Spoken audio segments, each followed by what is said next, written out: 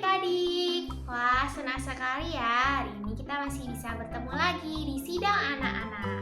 Nah, adik-adik, jangan lupa bahwa saat ini kita juga masih di dalam masa pandemi. Jadi adik-adik tetap harus mematuhi protokol kesehatan ya. Adik-adik harus memakai masker, juga harus mencuci tangan. Mencuci tangannya pakai sabun selama kurang lebih 20 detik. Adik-adik juga jangan berkerumun ya, sebisa mungkin hindari kerumunan. Kalau tidak penting juga jangan keluar rumah, sebisa mungkin tetap di dalam rumah. Nah, adik-adik, sebelum kita mulai bersidang, kita menyeru nama Tuhan dan berdoa terlebih dahulu ya. Adik-adik bisa ikutin kakak berdoa. Nah, ambil sikap yang baik dulu, kita menyeru nama Tuhan dan berdoa bersama-sama. 1, 2, 3. Oh Tuhan Yesus, amin. Oh Tuhan Yesus, amin. Oh Tuhan Yesus, amin. Tuhan Yesus, terima kasih atas pemeliharaanmu sehingga kami masih bisa bersidang bersama-sama. Tuhan Yesus, kami mau memuji nama-Mu dan mendengarkan firman Tuhan. Buka telinga kami, buka mulut kami, buka hati kami ya Tuhan, untuk siap berkidung dan juga menerima firman Tuhan. Tuhan Yesus, terima kasih, kami cinta padamu. Amin. Nah, adik-adik, sekarang kita sudah menyeru nama Tuhan, kita sudah berdoa. Sekarang kita berkidung ya. Adik-adik boleh sama-sama bangkit berdiri. Kita bisa menyanyi untuk memuji Tuhan. Adik-adik juga bisa ikutin gerakannya ya. Oke, kita berkidung bersama-sama.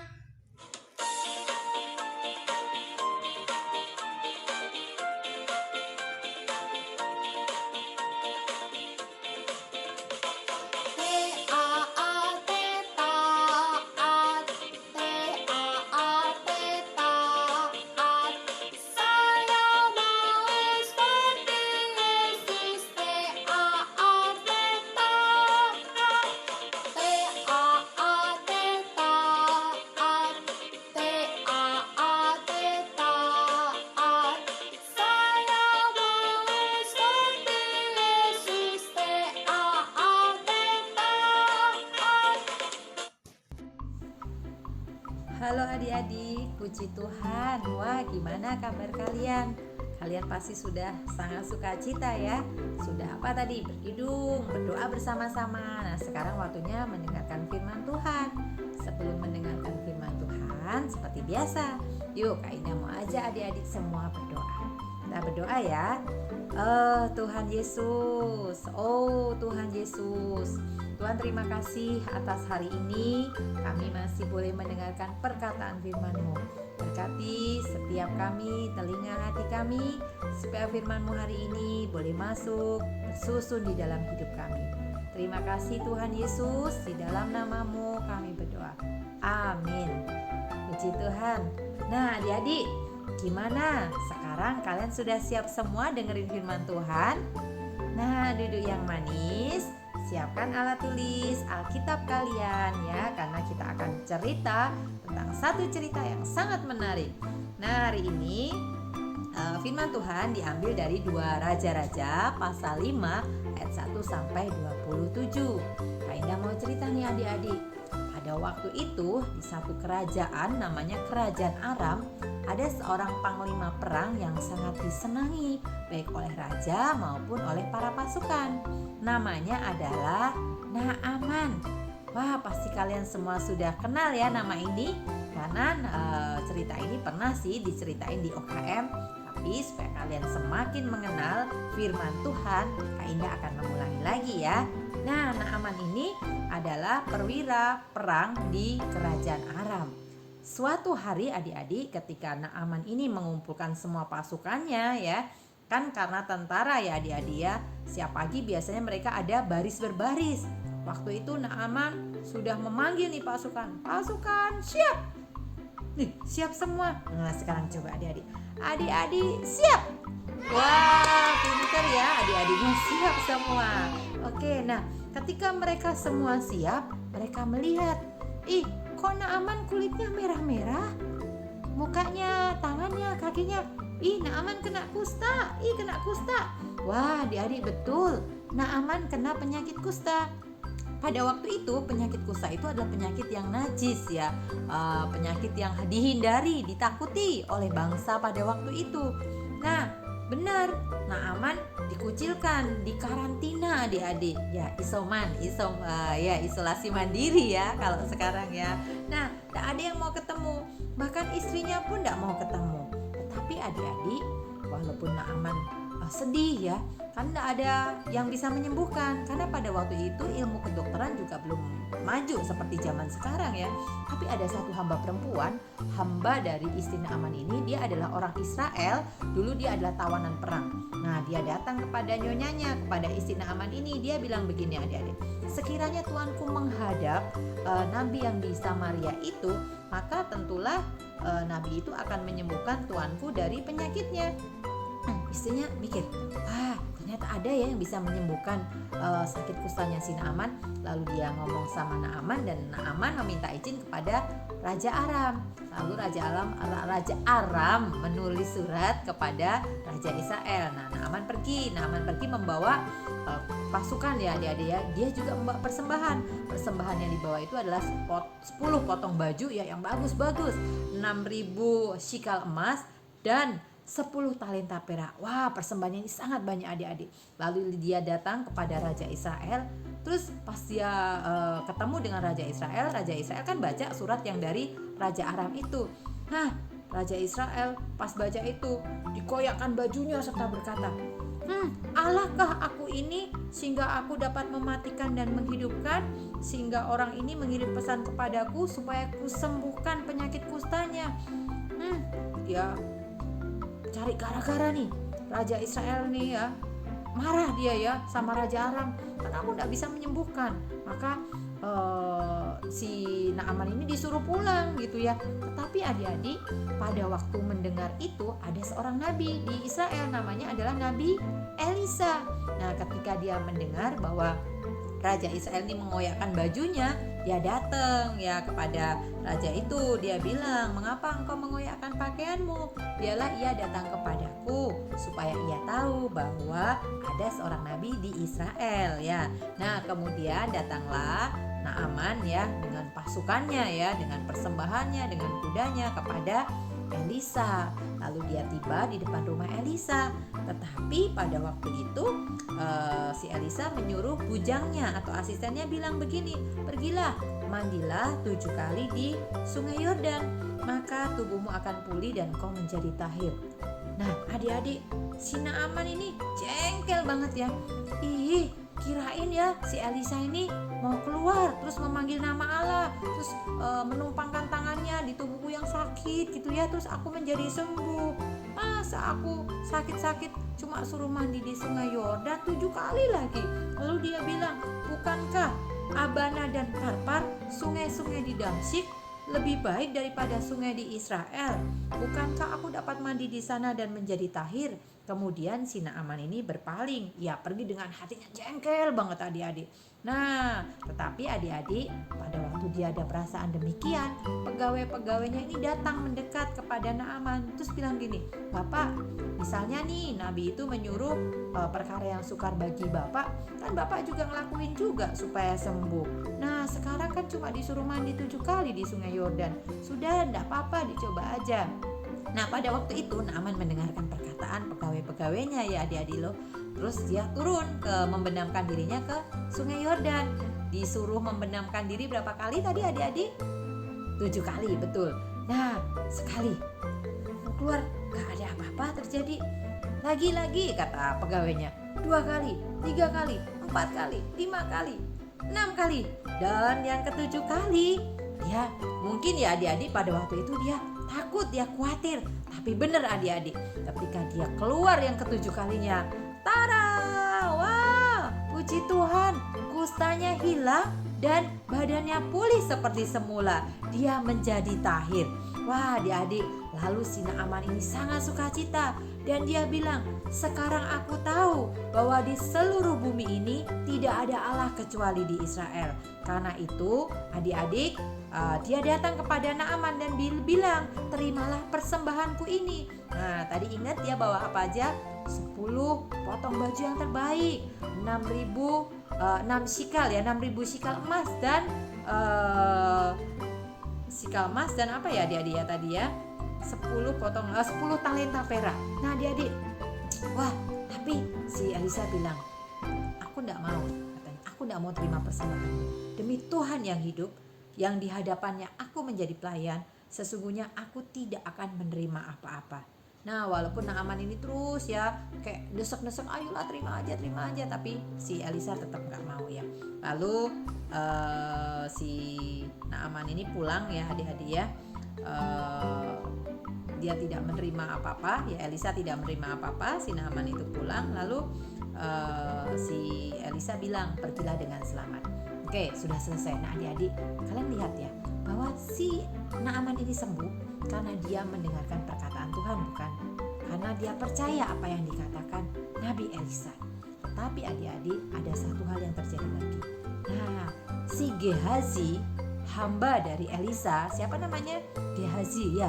Gehazi ini ya tahu kan si Naaman tadi mau mempersembahkan emas, perak, juga baju-baju yang terbaik ya, 10 potong. Wah, itu luar biasa adik-adik. Maka si Gehazi ini gak tahan. Kalau si Elisa gak mau, aku mau kok.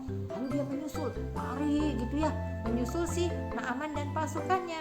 Terus Naaman lihat tuh, denger, kok kayaknya ada hamba Elisa menyusul. Lalu dia bicara ya, si Naaman ini, selamat, ada apa?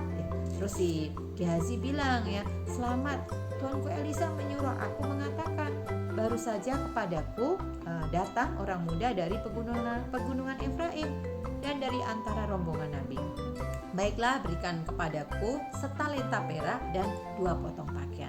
Lalu si Naaman ini bilang, udah ambil aja, ambil. Lalu dikasih ke Gehazi. Nah, lalu Gehazi pulang ya adik-adik ya. Dan ketika si Gehazi ini masuk, datanglah si Elisa. Terus dia tanya sama Gehazi, Gehazi, kamu dari mana? Lalu Gehazi bilang, aku nggak dari mana-mana. Lalu si Elisa bilang, bukankah hatiku ikut pergi ketika orang itu turun dari atas keretanya mendapatkan engkau?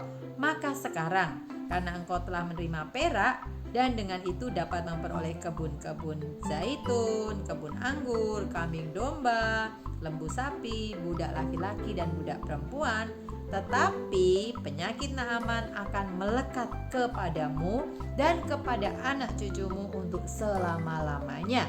Nah, adik-adik, lihatlah, karena mendengar perkataan Tuhan, Naaman ini disembuhkan. Tetapi Gehazi adik-adik, karena dia mengingini harta orang lain, karena dia tidak jujur adik-adik, maka kusta itu melekat kepada dia, bahkan kepada anak cucunya sampai selama-lamanya. Nah, menakutkan ya adik-adik ya. Kita perlu belajar seperti Naaman yang percaya kepada perkataan Tuhan, dan kita perlu diselamatkan dari sikap seperti Gehazi yang bohong ya, berdusta, tidak berkata benar. Nah, kiranya firman hari ini boleh mengajarkan kepada kita supaya dalam keadaan demikian adik-adik, hari ini kan masa-masa pandemi ya, mungkin ada di antara adik-adik atau keluarganya sakit, tubuhnya lemah, keadaan sulit. Adik-adik, kita harus belajar datang kepada perkataan Tuhan. Percayalah, perkataan Tuhan mampu menyembuhkan kita. Perkataan Tuhan mampu menghibur dan menguatkan kita. Baik, kita akan berdoa ya. Amin.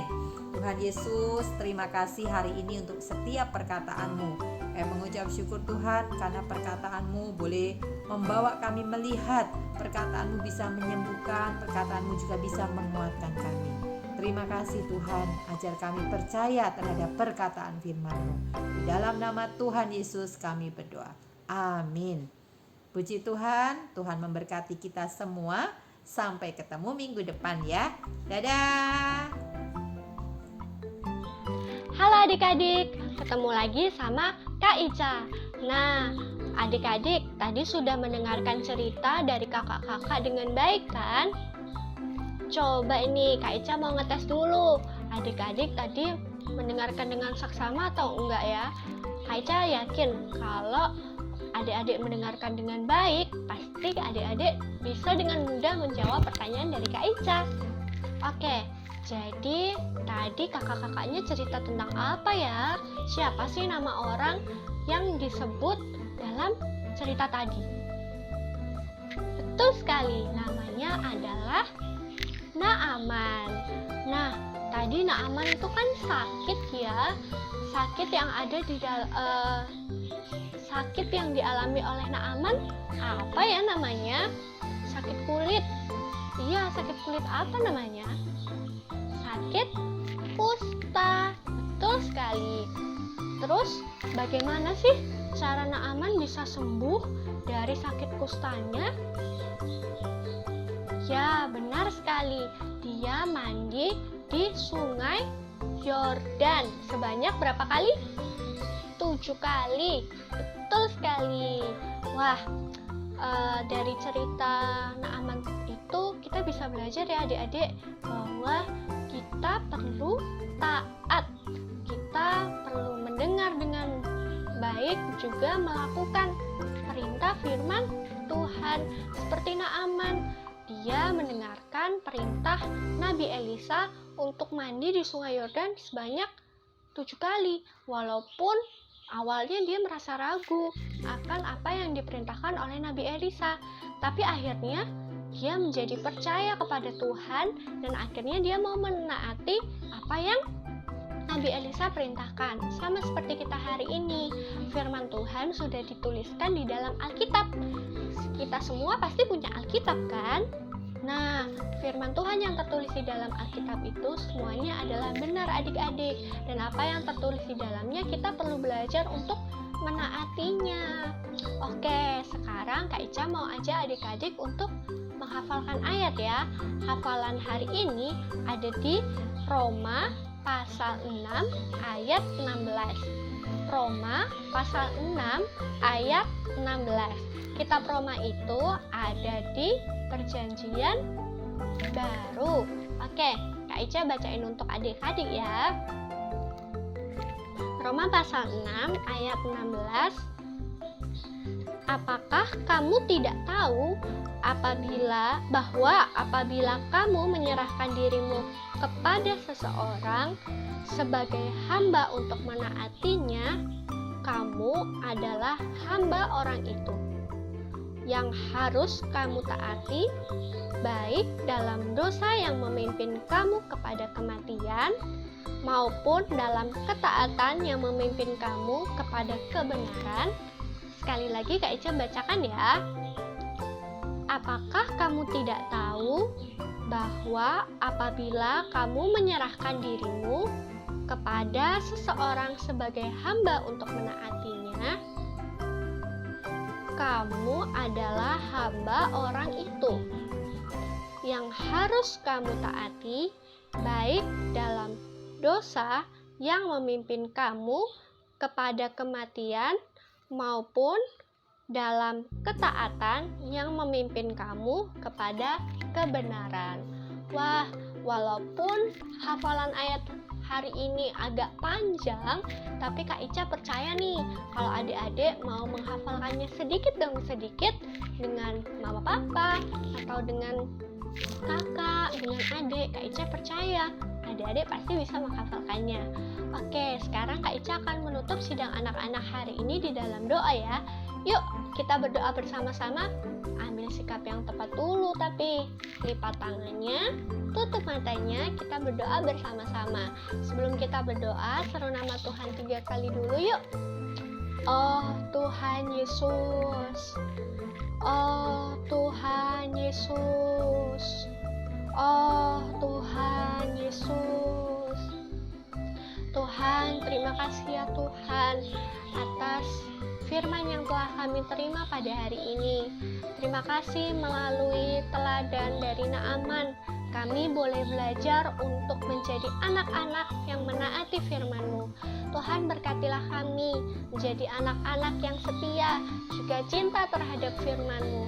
Terima kasih Tuhan. Amin. Sekian sidang anak-anak hari ini. Sampai jumpa di sidang anak-anak selanjutnya. Tuhan Yesus memberkati.